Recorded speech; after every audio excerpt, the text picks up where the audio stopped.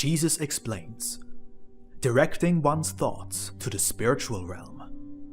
Conscious separation from the material world.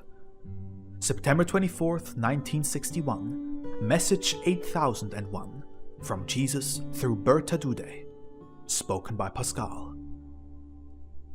You are always in the spiritual world, whenever I can speak to you, and that is why only spiritual teachings ever flow to you from this world.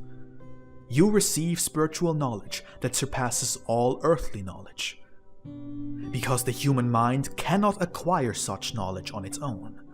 Rather, it is a stream of power from me that overflows into you. However, it is always accepted only by those who themselves have a longing for spiritual knowledge, because only spirit can speak to spirit, whereas the human mind may remain completely unimpressed if only it receives spiritual knowledge.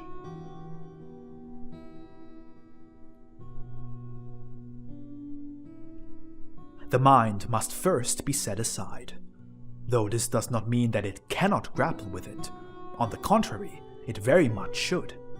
But first, attention must be paid to the feelings in the human heart before the intellect becomes active.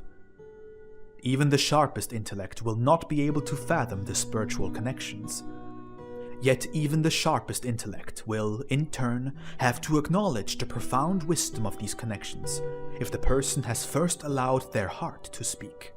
That is, if they have left the initial judgment to it.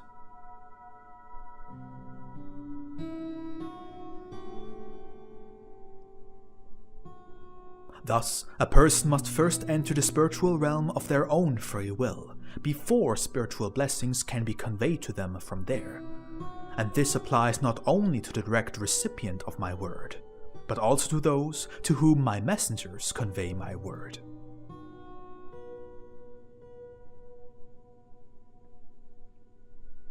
Yet it is precisely this will that is rarely present in the people. Intellectual reasoning does not fully satisfy them, and they do not turn inward, because their faith is too weak, and they do not establish a mental connection with me. I, however, can only send them an answer when they ask me, because such a question is what first proves to me their will to be spiritually enlightened.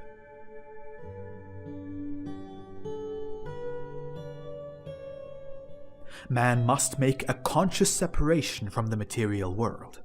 That is, he must enter the spiritual realm. He must occupy his thoughts with questions that cannot be answered from the material realm. And this brief turning away from the world will truly bring him blessings. For I perceive every spiritually oriented thought and intervene, prompting him to ask further questions, and I answer him in like manner, as long as he maintains this connection.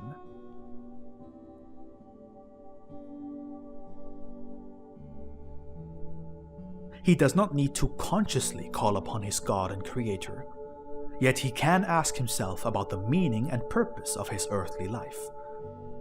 Such thoughts alone extend into the spiritual realm and are answered from there. However, a person must be sincere in their desire to gain enlightenment.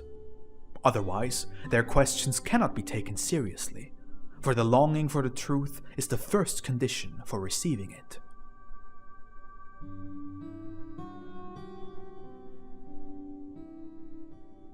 But I take particular delight in those who respond to even the slightest prompting, who repeatedly seek enlightenment, and who, time and again, take the path to me, the path into the spiritual realm, who do not seek the knowledge that gives them true enlightenment from other people, but instead go to the very source of truth, even if still unconsciously.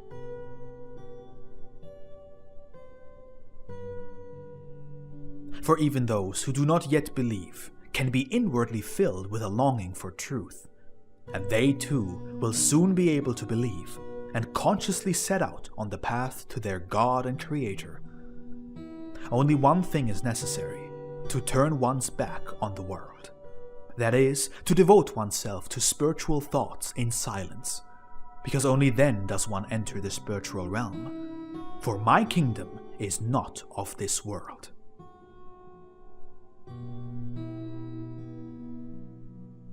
But the world is the realm of my adversary, who will never grant you the truth, but seeks to supplant every truth with error.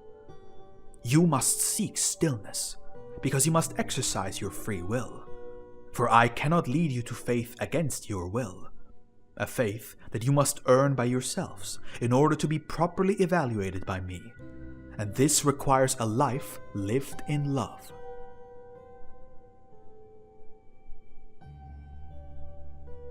Love is union with me, for whoever remains in love remains in me, and I in him, and love also finds its way to me. The loving man will often let his thoughts wander into the realm that is still close to him, but towards which he unconsciously strives, because love seeks to unite with eternal love. The loving man will also be able to believe, if he so desires, but the will is not compelled. It must freely choose me. Man must recognize the Creator, the greatest spirit of infinity, as the power that created him as well. He must feel connected to this creative power and seek to draw closer to it.